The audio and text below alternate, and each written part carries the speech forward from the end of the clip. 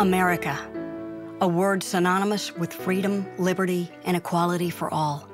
Since its humble and brave beginnings, when it defied the colonial rule of Great Britain, the United States has been admired for its revolutionary concept, the idea that people were meant to live free and be equal. But at the birth of our nation, this promise of freedom and equality did not, in fact, include all of the people. And as the Founding Fathers gathered in Philadelphia, one voice was already speaking out against this injustice. When we always think of the first female or women's activist in America, I think we go straight to Abigail Adams. And we know that through history what a close relationship she had with her husband. And she was oftentimes very influential with him. And one of the things she's noted for is when he was in Philadelphia drafting the Declaration of Independence, she had asked him especially to take note, to take women's rights into consideration. Abigail Adams wrote a letter to her husband, John Adams, who was in Philadelphia about to draft the Declaration of Independence. In it, she urged him to remember the ladies and not to put unlimited power into the hands of the husbands. No shrinking violet, she promised. If particular care and attention is not paid to the ladies, we are determined to foment a rebellion and will not hold ourselves bound by any laws in which we have no voice or representation. But as forward-thinking as John Adams and his fellow revolutionaries were, in the end, the document they drafted to launch our nation proclaimed that all men were created equal, and the struggle for women's rights in America began. During the early years of the United States, wives were considered the property of their husbands.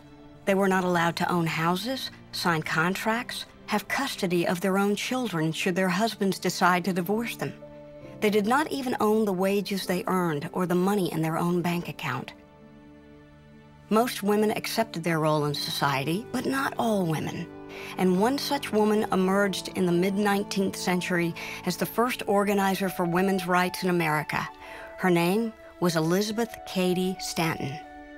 In the beginning, one of the real rebels when it came to traditional female roles was a woman by the name of Elizabeth Cady Stanton. And one of the first things she did is when she did get married to Henry Stanton, she insisted that the word obey be taken out of the marriage vows, which was totally unconventional at the time. And she also did something that was very different for the time, and that is she did not drop her maiden name of Cady, she just added on her husband's name, Stanton. Elizabeth Cady Stanton was born into a world where men and boys mattered more than women and girls. She thought it was unfair, and from the very beginning she was determined to change it. Her efforts culminated in July 1848 when she organized a convention for women's rights in Seneca Falls, New York. Few were expected to attend, but Elizabeth discovered that she was not alone. Over 300 like-minded women and men from all across the country made the journey to Seneca Falls. Addressing the overflowing crowd inside Wesleyan Chapel, where the conference was held, Elizabeth Cady Stanton galvanized attendees by reading a declaration of sentiments in which she boldly declared all men and women are created equal. Featured within the Declaration of Sentiments were 12 resolutions for equitable laws, including equal educational and job opportunities, plus the most controversial demand, insistence on the elective franchise, the right to vote. Some, including her own husband and co-organizer, Lucretia Mott, thought asking for the right to vote was too radical a notion and would jeopardize the other resolutions. But Elizabeth stubbornly prevailed, knowing that women could never hope to shape the laws that governed them without this right to vote. Attending the conference was another woman who had already made a name for herself fighting in the abolitionist cause. She was a former slave named Sojourner Truth. I can't imagine what it meant to be a slave.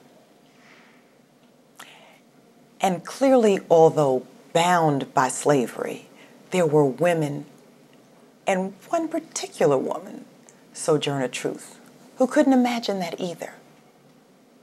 So she took on a task, a life calling.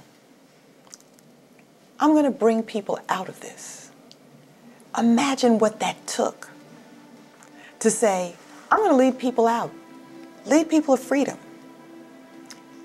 So there's that strength that says, you're going to stay in line, it's going to be my way or else. But at the end, if you follow me, you'll be free. That is such an incredible story. And men followed, and men listened. And although it might not have always been easy, they got there and were free. Before the Civil War, Sojourner Truth helped hundreds of slaves escape the South to freedom in the North. And after the conference in Seneca Falls, the fight to end slavery was officially united with the struggle for women's rights.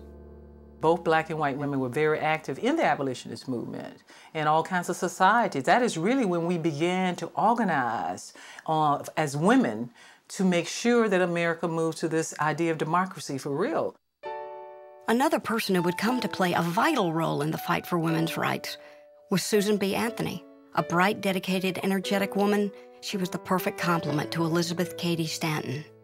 When Susan B. Anthony came along, she was a real godsend to Elizabeth Cady Stanton, because although Elizabeth had these wonderful ideas and great passion for what she wanted to do with the women's movement, she was still, first and foremost, a mother of 7 children. So she wasn't able to move around as freely as Susan was, a single woman. So Susan traveled around the country promoting women's rights. So home and abroad, they were a powerful force together.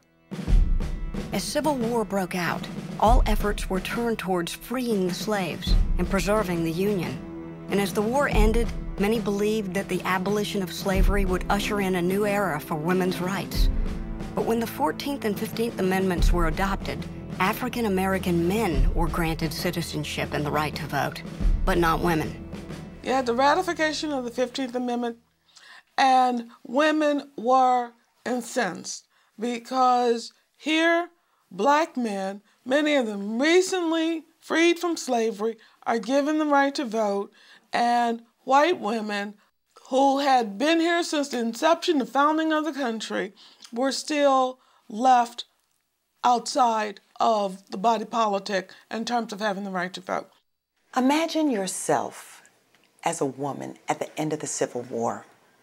We had just gone through one of the worst experiences, brothers against brothers and fathers against sons. And now at the end, there's legislation that's going to make and heal and bring rights to everyone. And at the end, women looked at that document and said, but it still doesn't include me. But it speaks to the strength of women. Women didn't stop there. They knew that one day their day would come. Elizabeth Cady Stanton, Susan B. Anthony, and countless more continued the work to get the vote. A struggle that would last for another half a century, it was a long and painstaking process, but slowly, individual states began granting the vote to women. The first was the Wyoming Territory in 1869. Utah and other western states followed, but the eastern states continued to resist.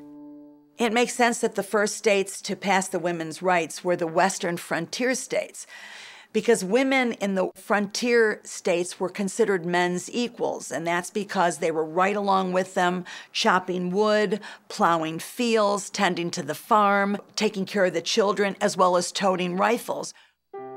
At the turn of the century, a London newspaper called the Daily Mail wrote an article that ridiculed the women in Britain and America who were struggling to get the right to vote. In the article, they dubbed these women suffragettes. The name was intended to be a put-down, but it stuck, and women in both countries began to wear it proudly. Around 1913, things started to get much more radical. Two women, Alice Paul and Lucy Burns, started the National Women's Party, and this was a group of women protesting at the White House. They picketed, they marched for women's rights, they went on hunger strikes, and they were often beaten, jailed, even force-fed to the point of death in some cases. It's not only you're fighting for political rights, but this had an effect on your personal relationships in the family. I mean, it wasn't exactly an easy thing to do to tell your husband you were going to go down and chain yourself to the fence around the White House. You look at the pictures from early history in their long dresses and their very feminine look, in whatever it meant to be a female at the time, and yet the expression on their face and the words and their language and the signs they carried were so atypical, I guess, of the times, that I think that is a real display of courage. With daring and determination, the suffragists closed in on the final victory. On January 9, 1918, President Woodrow Wilson announced his support of the 19th Amendment that would grant women the right to vote.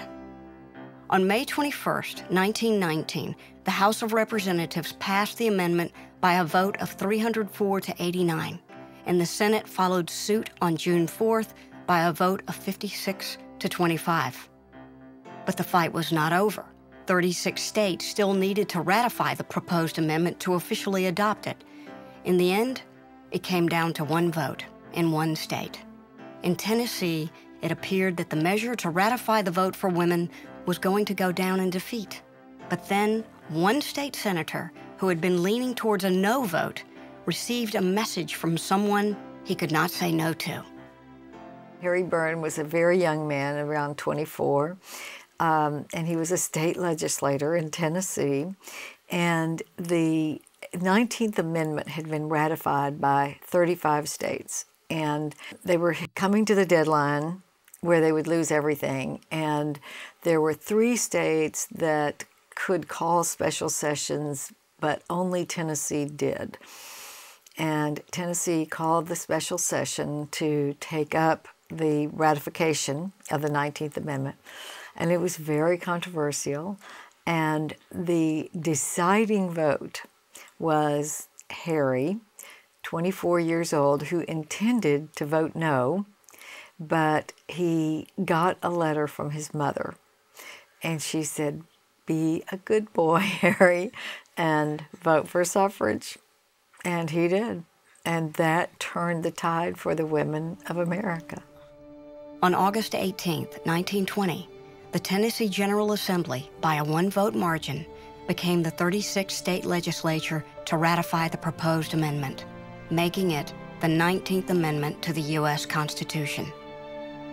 And 8 days later, on August 26th, 72 years after Elizabeth Cady Stanton had unveiled her Declaration of Sentiments, and 144 years after the Founding Fathers had drafted the Declaration of Independence, the 19th Amendment became the law of the land.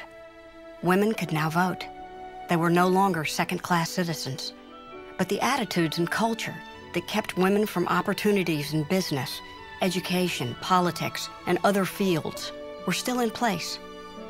And it would take a new generation of brave and courageous women to face down the discrimination and blaze new trails on their way to being accepted as truly second to none.